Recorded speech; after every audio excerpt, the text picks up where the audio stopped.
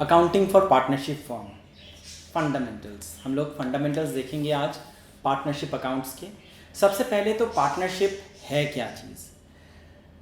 According to section 4 of Indian partnership act 1932, partnership is the relationship between persons who have agreed to the share of the profits of the business carried on by all or any one of them acting for all. मतलब partnership एक relationship है, एक business में relationship है जब दो या दो से ज़्यादा लोग एक मोटिव के लिए काम करें और काम करने का मोटिव होता है प्रॉफिट कमाना, और ये काम या तो एक अकेला आदमी कर सकता है बाकी सबके लिए, या फिर सब लोग कर सकते हैं एक साथ। चलिए कुछ कुछ फीचर्स हैं वो हम लोग देखेंगे। फीचर्स ऑफ पार्टनरशिप क्या क्या है। There must be at least 2 persons, ठीक है।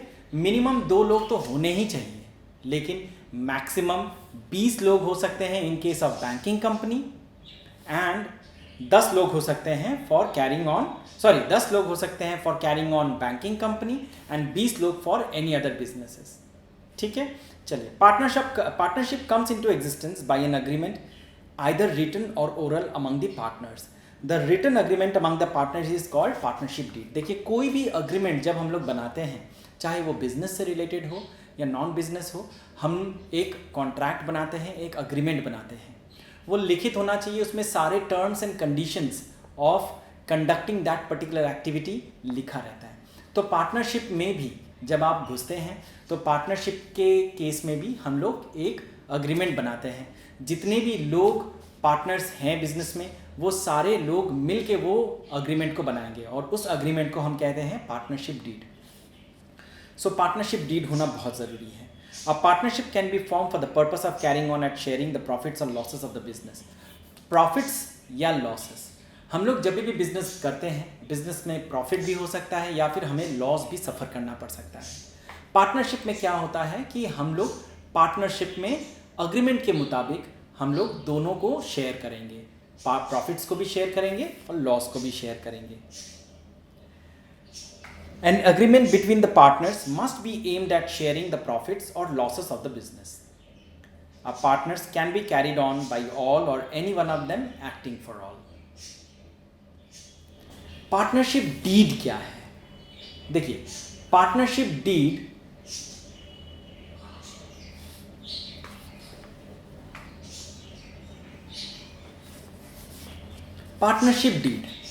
पार्टनरशिप डीड क्या होता है? पार्टनरशिप डीड का मतलब होता है ये वो अग्रीमेंट है जहाँ पे हम पार्टनर्स के बारे में सब कुछ हम मेंशन करते हैं। मतलब कितने पार्टनर्स हैं, पार्टनर्स के नाम क्या है, पार्टनर्स का एड्रेस क्या है, नेचर ऑफ बिजनेस जो हम लोग करने जा रहे हैं वो क्या है, टर्म्स ऑफ पार्टनरशिप का टर्म्स क्या है, मतलब हम प्रॉफिट किस हिस्से में शेयर करेंगे, लॉसेस हुआ तो कैसे उसे ट्रीट करेंगे, एसेट्स किसका कितना होगा, एसेट को कहाँ रखना है, हम लोग किस बिजनेस को किस एरिया में इस्टेब्लिश करेंगे, प्रोडक्ट को कहाँ सेल करेंगे, आफ्टर सेल सर्विस क्या होगा, हर तरह का डिटेल्स हम लोग उस डीड में लिखते हैं।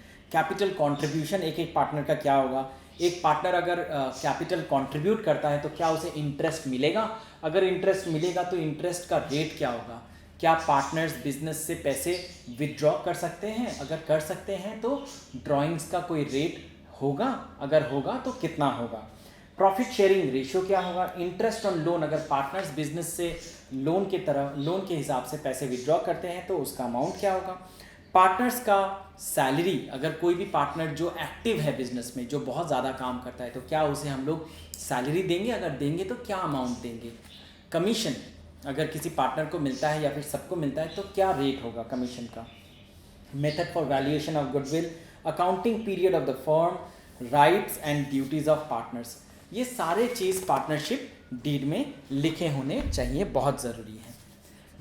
बेनिफिट्स ऑफ पार्टनरशिप डीड, ये पार्टनरशिप डीड होने का बहुत लाभ है। सबसे बड़ा तो लाभ ये होता है कि helps to avoid dispute in future में ये डिस्प्यूट हटा देता है। हमें झगड़ा हमारे पार्टनर्स के बीच में झगड़ा हो सकता है, तो वो झगड़े को मिटाने का ये तरीका है कि आप पार्टनरशिप डीड में सब कुछ लिख के रखिए, तो फ्यूचर रेफरेंस के लिए आप वो डीड को दिखा सकते हैं। It is an evidence in the court. अब कभी कभी जो झगड़ा है वो कोर्ट तक चला जाता है, और पार्टनरशिप डीड को we can use for the purpose of for the purpose as evidence in the court of law, facilitating functioning of the business by avoiding misunderstanding। देखिए ये पार्टनरशिप डीड का सबसे मेन पर्पस है misunderstanding को मिटाना, कि किसी के बीच में अगर कोई अंडरस्टैंडिंग में डिफेक्ट है तो वो पार्टनरशिप डीड उसे क्लियर करता है। Rules applicable in the absence of partnership deed. देखिए कभी कभी क्या होता है कि पार्टनरशिप डीड बनाना पॉसिबल नहीं हुआ, सो इन दैट केस कुछ रूल्स है which is as per partnership act applicable to all partnership forms.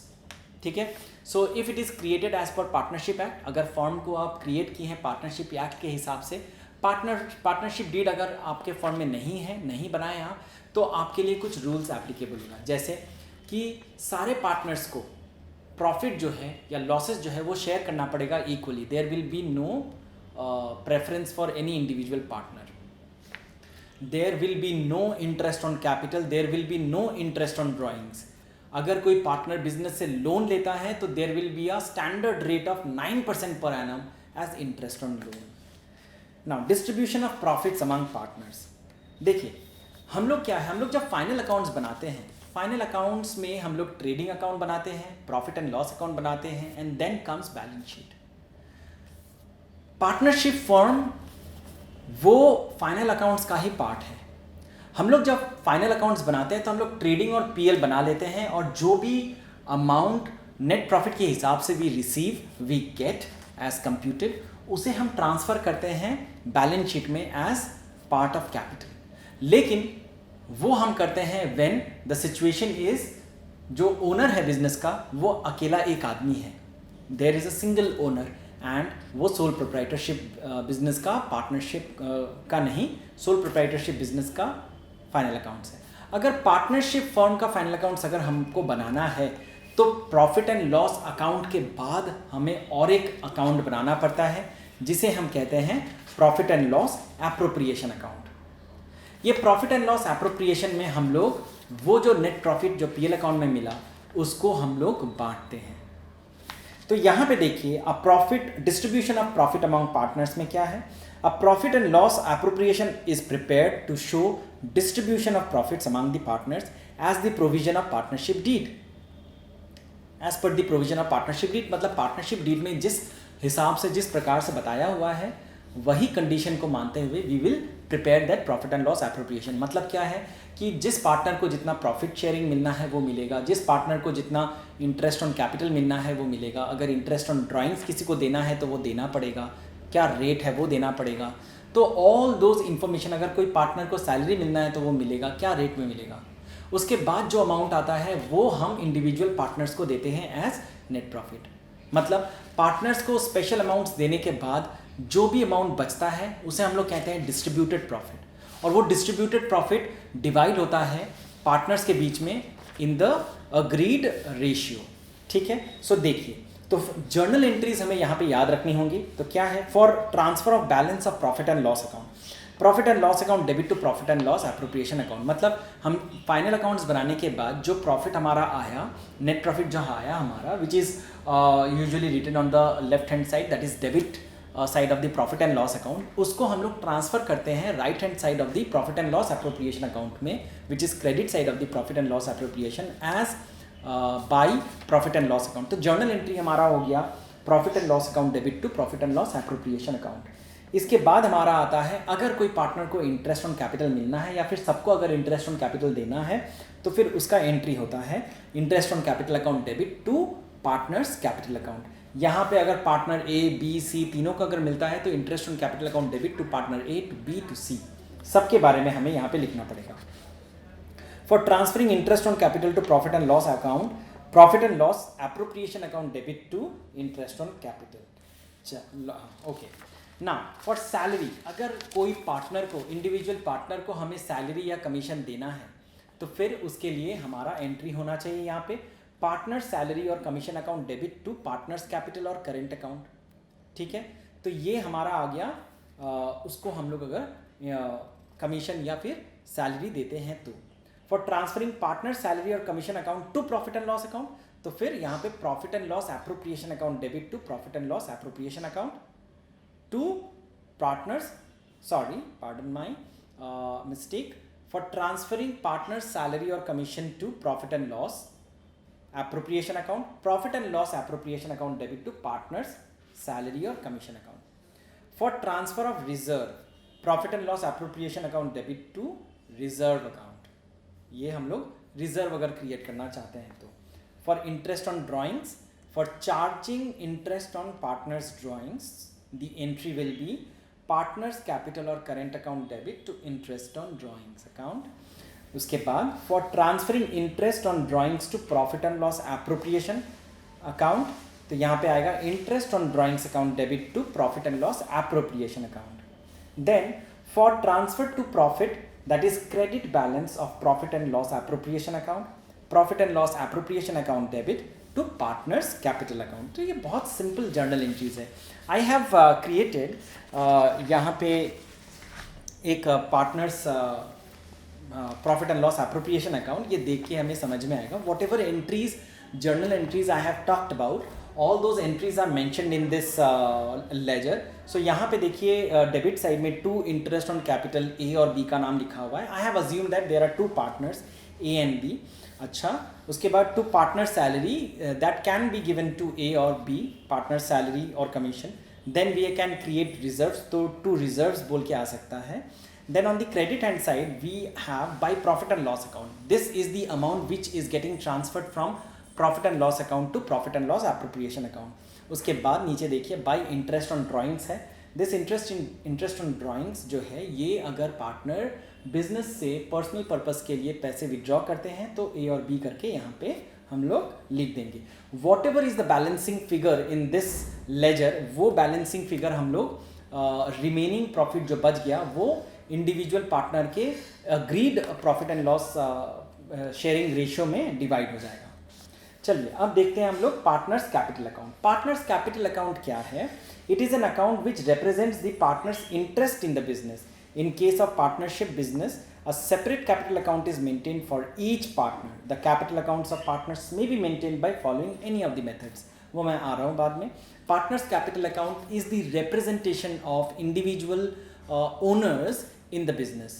कि individual owners का जो representation है वो partners capital हमें बताता है कि how much capital a partner have contributed in the business, how much profit that partner is receiving on a every year basis. If the partner is receiving any salary, वो salary भी वो capital account में आएगा. So whatever is given by the business to the partners in the business वो capital account में आता है. अगर partners के capital से कोई भी पैसा business में जाता है या फिर बाहर जाता है तो वो भी capital account में आता है. Capital account are maintained on a two method basis. The first one is fixed capital account and the second one is fluctuating capital method. Fixed capital account method क्या है कि यहाँ पे हमें capital के तौर पे दो ledger बनाने पड़ते हैं. The first one is capital account and the second one is current account. देखिए तो पार्टनर्स कैपिटल अकाउंट जब फिक्स्ड कैपिटल अकाउंट मेंटेन्ड होता है तो वहाँ पे कोई भी सैलरी, इंटरेस्ट या शेयर ऑफ प्रॉफिट नहीं आता है. फिक्स्ड कैपिटल अकाउंट के केस में only opening balance of the partners are written or any contribution of capital in the business is written. And if any और कोई भी अगर एंट्रीज हैं related to fluctuation of the capital account, जैसे salary मिला, drawings किया, interest मिला, commission मिला, वो एंट्रीज पार्टनर्स करेंट अकाउंट में आता है. In case of fluctuating capital account, all entries related to the business, related to partnership will get entered in partners capital account. So यहाँ पे डिटेल में यहाँ पे मैंने बताया हुआ है कि किस तरह से partners capital account maintained होता है. Let us see partners capital account. देखिए यहाँ पे to cash on the debit hand side, पहले हम लोग क्रेडिट में आते हैं. यहाँ पे by balance BD, opening credit balance. इसका मतलब क्या है? यहाँ पे बाई बैलेंस BD भी हो सकता है, यहाँ पे बाई कैश भी हो सकता है. If the partner is contributing in the business any cash, तो यहाँ पे by cash आ जाएगा. If there is a positive balance in the capital account, तो फिर by balance BD brought down करके हम लोग X और Y के कॉलम में यहाँ पे लिखेंगे. Then comes अगर partner during the year कोई भी additional cash या additional capital या फिर कोई भी asset business में contribute करता है तो वो बाई कैश या बैंक या एडिशनल जो भी एसेट का नाम है वो यहाँ पे हम लोग लिखेंगे on the credit side. On the debit hand side यहाँ पे if the partner is withdrawing any money from the business वो टू कैश या बैंक करके आ जाएगा. और फिर हम लोग बाकी एंट्रीज यहाँ पे किस तरह से करते हैं, देखिए यहाँ पे on the right hand side, on the credit side, all the entries which are related to increment in the capital figure, मतलब जब भी कुछ अच्छा होता है पार्टनर के लिए, वो सारे अच्छे वाले अमाउंट क्रेडिट साइड में हम लोग लिखते हैं। जैसे अगर पार्टनर को सैलरी मिला फर्म से, अगर पार्टनर को इंटरेस्ट ऑन कैपिटल मिला, अगर कमीशन मिला, ठीक है, वो सारे अमाउंट जो है वो क्रेडिट साइड में आते हैं। तो यहाँ पे by interest on capital, by partner salary और commission, by profit and loss appropriation, मतलब ये जो profit and loss appropriation account हम लोग बनाएं, जो शेयर बचा वो शेयर हम लोग दोनों के कॉलम में लिख देंगे। मतलब जो agreed profit and loss ratio है, उसके उस रेशियो में हम लोग रिमेनिंग प्रॉफिट को डिवाइड करके जो भी आता है इंडिविजुअल पार्टनर के हिस्से में, शेयर में, वो इंडिविजुअल कॉलम में हम लोग लिखेंगे। अच्छा, ऑन दी डेबिट साइड हम लोग सारे जो भी खराब चीज़ है, खराब चीज़ का मतलब क्या है, which is reducing partners capital account balance, like drawings हो गया, इंटरेस्ट ऑन ड्राइंग्स हो गया, if the firm is not doing well and if the firm is suffering with any loss, तो फिर जो लॉस है वो भी to profit and loss account या अप्रोप्रिएशन अकाउंट बोल के यहाँ पे आ जाएगा डेबिट साइड में। ऊपर में हम लोग यहाँ पे जो फिक्स्ड कैपिटल मेथड है, फिक्स्ड कैपिटल मेथड में हम लोग इतना सारा एंट्रीज नहीं करते हैं, खाली opening balance and closing balance we will write, and if any contribution of capital during the year is made by any partner that is made, वो आएगा। और जो भी एडिशनल एंट्रीज है वो पार्टनर्स करेंट अकाउंट में हम लोग को लिखना पड़ता है।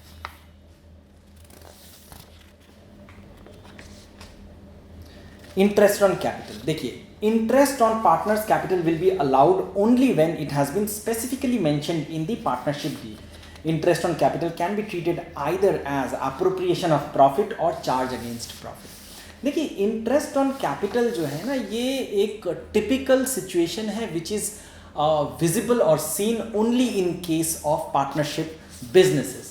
पार्टनरशिप में क्या होता है कि पार्टनर्स अपने पैसे को बिजनेस में कंट्रीब्यूट किए, कैपिटल को बिजनेस में कंट्रीब्यूट किए, and they are asking interest against that. So this is allowed only in case of partnership business. अगर ये कोई नॉर्मल बिजनेस होता है, आप कैपिटल पे इंटरेस्ट नहीं ले सकते, because you are not a lender in the business, you are owner of the business. So in that case interest on capital in other kind of businesses are not allowed. Partnership में it is okay. So partnership में interest on capital को either you can treat as appropriation of profit और charge against profit. अगर आप appropriation of profit बोल के इसे treat करना चाहते हैं तो फिर आपको profit and loss appropriation में लिखना पड़ेगा डेबिट में, ठीक है। अगर आप इसे charge against profit करना चाहते हैं तो आपको फिर profit and loss account में लिखना पड़ेगा। सो यहाँ पे देखिए मैंने डिटेल में एक टेबल बना दिया, यहाँ पे interest on capital and appropriation of profit. In case of losses interest on capital is not allowed, है ना। सो अगर अप्रोप्रिएशन ऑफ प्रॉफिट है तो इंटरेस्ट ऑन कैपिटल हम नहीं दे सकते ऑब्वियसली, क्योंकि ये अप्रोप्रिएशन ऑफ प्रॉफिट है। अप्रोप्रिएशन ऑफ प्रॉफिट का मतलब क्या होता है कि जो भी मुनाफा हुआ, जो भी प्रॉफिट हुआ, उसे हम डिवाइड कर रहे हैं in the name of interest on capital. But when there is no profit, so interest on capital देने का कोई सवाल ही नहीं होता है। In case of sufficient profit, interest on capital is allowed on full. In case of insufficient profit, interest on capital is allowed only to the extent of profit in the ratio of interest on capital of each partner. चलिए, जब insufficient profit होता है तो फिर वो insufficient interest on capital proportionate basis में partners को दिया जाता है। अगर interest on capital as charge against profit हुआ तो interest on capital is always allowed in full irrespective of amount of profit or loss.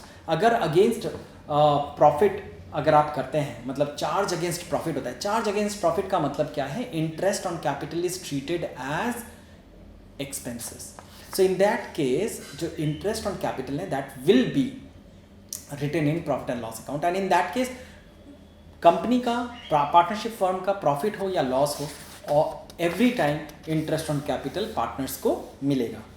चलिए, तो यहाँ पे जर्नल एंट्री हम लोग क्या कर रहे हैं, यहाँ पे इंटरेस्ट ऑन कैपिटल का कि profit and loss appropriation account debit to interest on capital account, ये हम लोग का जर्नल एंट्री रहा, ठीक है। चलिए आगे बढ़ते हैं।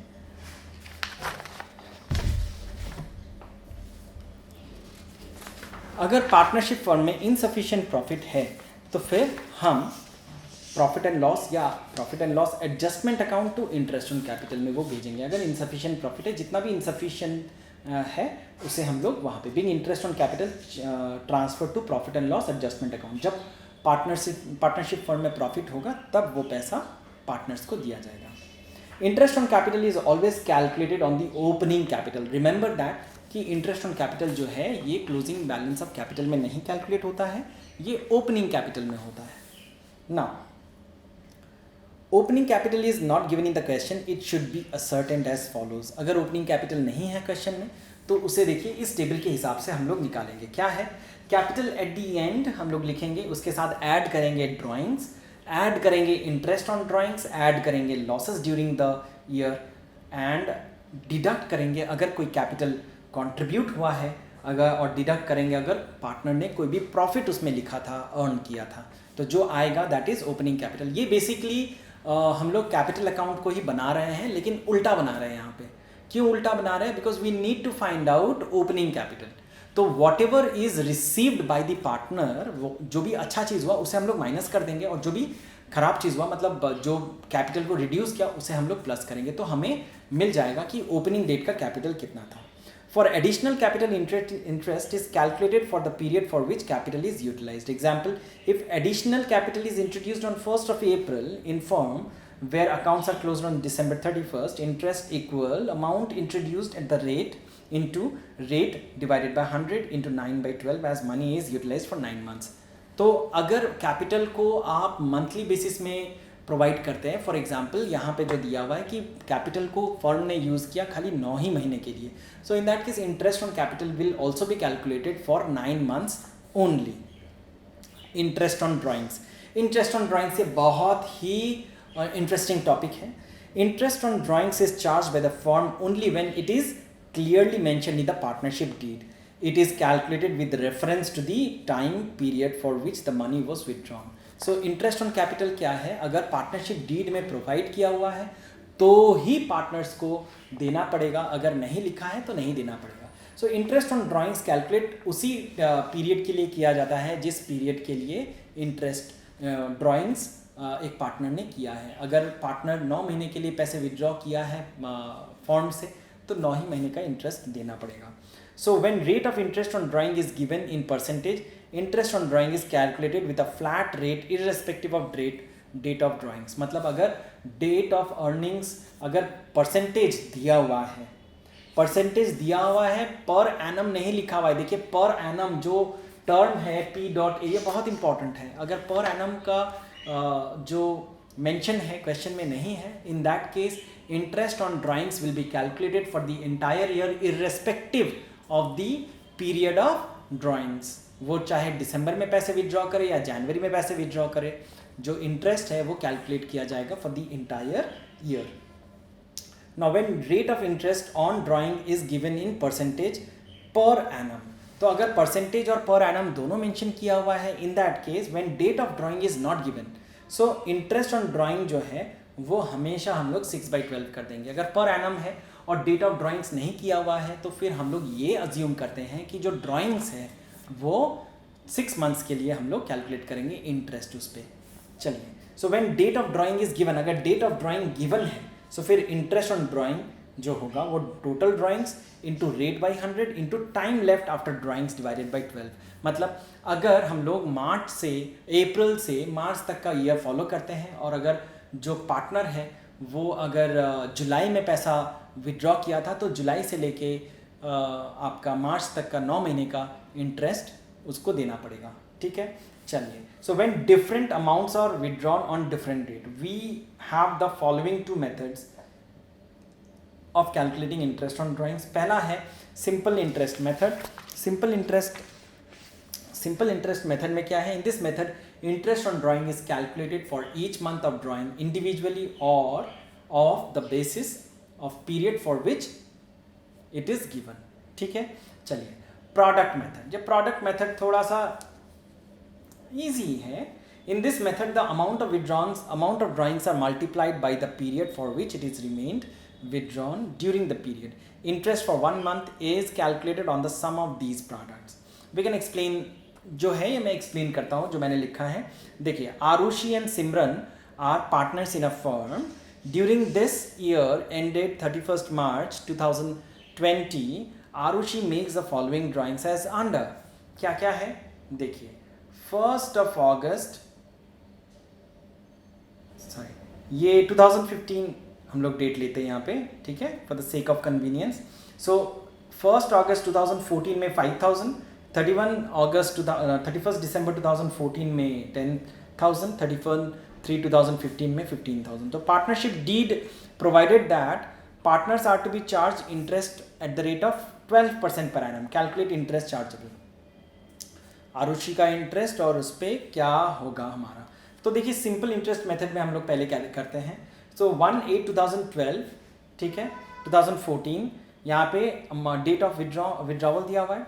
अमाउंट ऑफ ड्राइंग्स जो है वो 5000 है। मंथ टिल मार्च 31, हमारा साल खत्म हो रहा है मार्च 31 2015 में।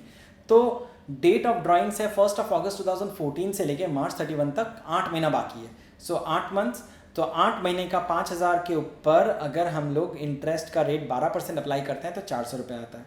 उसी तरह से 31/12/2014 पे 10,000 है, तो 12 है दिसंबर है, उसके बाद 3 महीना बाकी है साल खत्म होने में। सो 3 महीने के लिए interest will be 300 for eight the rate of 12% on 10,000। Again 31/3/2015 कोई भी इंटरेस्ट नहीं चार्ज कर सकते क्योंकि साल के एंड में ये पैसा विड्रॉ किया हुआ है। सो इन दिस केस 15,000 के ऊपर कोई भी इंटरेस्ट नहीं होगा। टोटल इंटरेस्ट यहाँ पे आ गया आपका 700 रुपीज़। अब आते हैं हम लोग प्रोडक्ट मेथड पे। डेट ऑफ विड्रॉवल देखिए यहाँ पे सेम है, वही है क्वेश्चन। हम लोग पहले पे आते हैं 5000 जो कि 1 अगस्त 2014 में विड्रॉ किया गया था। इसमें क्या है कि 8 मंथ बाकी है, राइट। सो हम लोग क्या करेंगे प्रोडक्ट मेथड में 5000 × 8 करेंगे, हमारा आ गया 40,000, देखिए राइट हैंड साइड कॉलम में लिखे। उसी तरह से हम लोग जितने भी पीरियड बाकी हैं वो पीरियड से हम लोग अमाउंट ऑफ विड्रॉवल जो है उसको मल्टीप्लाई करेंगे। तो 10,000 × 3 30,000 आ गया। तो ये टोटल हम लोगों ने किया। लास्ट वाले का तो कुछ नहीं आएगा क्योंकि कोई भी मंथ्स बाकी ही नहीं है उसके बाद। तो ये टोटल अमाउंट आ गया 70,000। तो इंटरेस्ट ऑन ड्राइंग्स जो है ये कैसे होता है, यहाँ पे फॉर्मूला देखिए, टोटल प्रोडक्ट मल्टीप्लाई करना है उसे रेट से into divided by 100 into time by 12 in months. तो यहाँ पे 70,000 इंटू 12/100 इंटू 1/12, एक महीने का ये आ गया हमारा 700 रुपया, ठीक है। से बहुत सिंपल था। केस 4 हम लोग अब देखेंगे। केस 4 में क्या है, when an equal amount is withdrawn regularly. So interest on drawings जो यहाँ पे है can be calculated using either product method or direct method, that is shortcut method. Direct method में क्या है, will be used only if all the following 3 conditions are satisfied। क्या क्या conditions हैं, amount should be same throughout the period, date of drawing should be same throughout the period, drawing should be made throughout the period regularly without any gap. So interest on drawings equal total product multiply rate divided by 100 into t/12। बहुत simple है। देखिए यहाँ पे t मतलब हो गया time for which interest is to be charge, t equal time left after first drawing plus time left after last drawings divided by 12। तो देखते हैं यहाँ पे क्या है। यहाँ पे जो ये टेबल है, टेबल को देखिए, टेबल से हम लोग को समझ में आएगा कि मंथली ड्राइंग्स, यहाँ पे व्हेन ड्राइंग्स, पहला हम लोग देखते हैं पहला situation, when drawings are made in the beginning of each period, monthly drawings for 12 months. तो इन दैट केस हम लोग 6.5 से मल्टीप्लाई करेंगे, मतलब हमारा जो टाइम है यहाँ पे जो टी है वो 6.5 आएगा, ठीक है। अच्छा, when drawings are made in the middle of each month तो फिर 6 आएगा, and when drawings are made at the end of each period तो 5.5। ये है क्या, ये 6.5 6 5.5 ये है क्या। देखिए ये टेबल को मैं ऊपर रखता हूँ, मैं नीचे ये आपको जो इलस्ट्रेशन है इससे बताता हूँ। देखो, calculate interest on drawings of mister x eight the rate of 10% per annum if you withdrew 1000 per month in the beginning of each month. पहले हम लोग इन the beginning of each month वाला देखते हैं। So beginning of each month मतलब वो हर महीने के शुरू में वो पैसा विड्रॉ कर रहा है, ठीक है। सो अमाउंट जो है वो है कितना आ गया उसका, 1000 करके अगर वो 12 महीना विड्रॉ करता है तो 12,000 आ गया, राइट। सो हम लोग अमाउंट में 12,000 लिखेंगे, मल्टीप्लाई करेंगे रेट से। रेट हमारा क्योंकि ये इन the beginning of the month है तो टेबल में देखिए अगर बिगिनिंग में वो विड्रॉ करता है तो 6.5 से हमें मल्टीप्लाई करना है, ठीक है। तो हम लोग 6.5 से मल्टीप्लाई करेंगे, ठीक है। डिवाइड करेंगे हम लोग 100 से,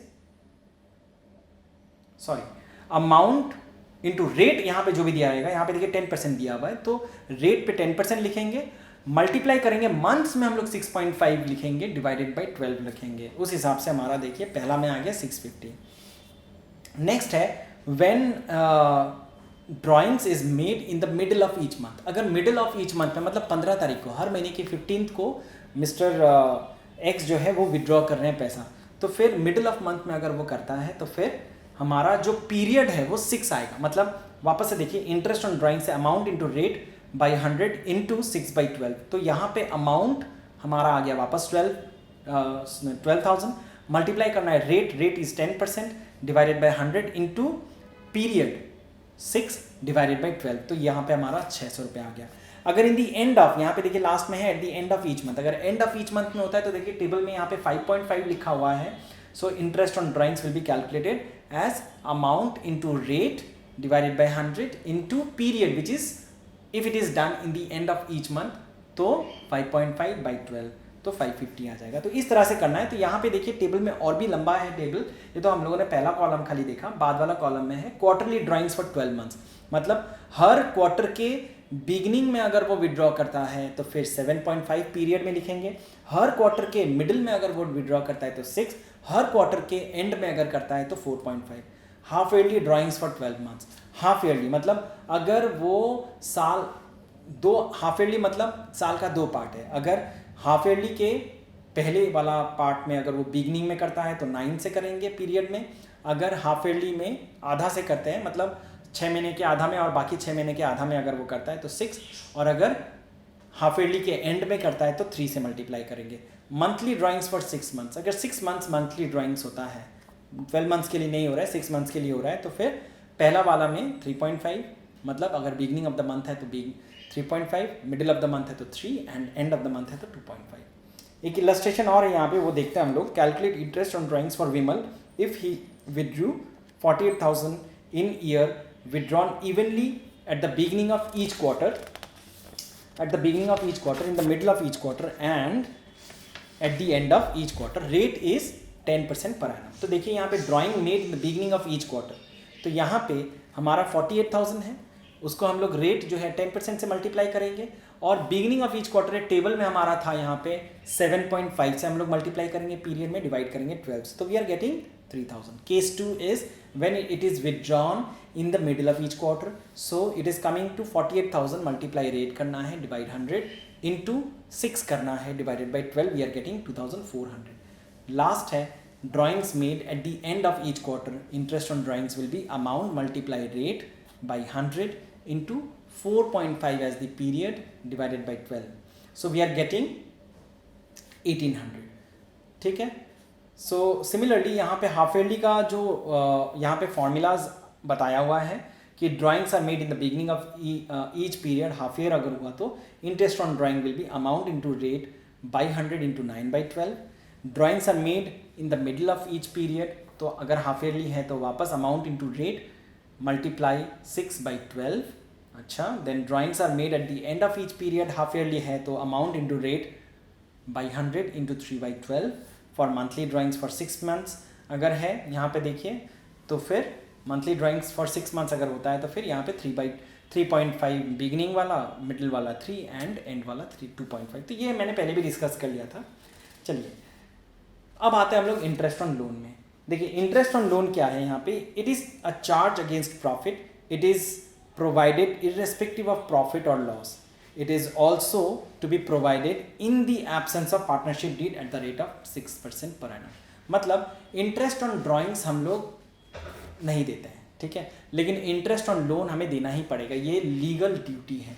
सो इंटरेस्ट ऑन लोन जो है ये, इसका रेट अगर पार्टनरशिप डीड में स्पेसिफाई नहीं किया हुआ है तो पार्टनरशिप एक्ट में स्पेसिफिकली बताया हुआ है कि 6% is the rate of interest which has to be paid by the partner who is taking any loan from the firm. So यहाँ पे ये कुछ एंट्रीज हैं, ये एंट्रीज देखने से हमें समझ में आएगा. पहला है for allowing interest on loan, interest on partners loan account debit to partners loan account. दूसरा for transferring interest on loan to profit and loss account, profit and loss account debit to interest on loan account. And then यहाँ पे और भी है, note लिखा हुआ है देखिए, it is always debit to profit and loss account. Rent paid to partner is also charge against profit and it will also be debited to profit and loss account. देखिए इंटरेस्ट ऑन लोन जो है it is basically an expenditure, ठीक है, लेकिन जब partner इसको partner जब ये फर्म से पैसा लेता है तो फिर बिजनेस के लिए ये एक इनकम हो जाता है। सो इन दैट केस ये इंटरेस्ट ऑन लोन वहाँ पे पार्टनर ये फर्म के लिए एक इनकम के तौर पे आ जाएगा। लेकिन ये क्योंकि एक्सपेंडिचर है एक पार्टनर के लिए तो उसके बुक्स में ये प्रॉफिट एंड लॉस अकाउंट के हिसाब से वो डेबिट होगा to partner to interest on loan account.